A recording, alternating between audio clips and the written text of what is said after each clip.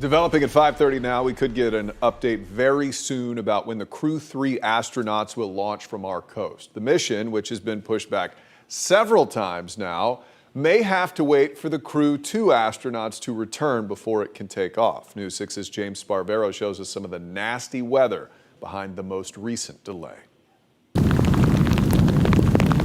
Vanishing into the bad weather, that's a Falcon 9 rocket and Dragon capsule still waiting to fly 4 astronauts to the International Space Station.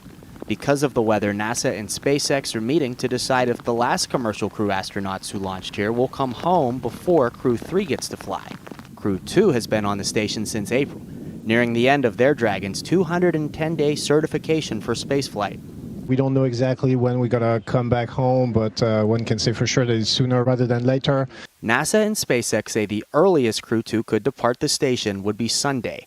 The forecast for the splashdown zone looks good. Crew 3 could then have an opportunity to launch next week. Flying along that track, they need good weather. And if they cannot safely recover the astronauts in case of an emergency abort, they will scrub.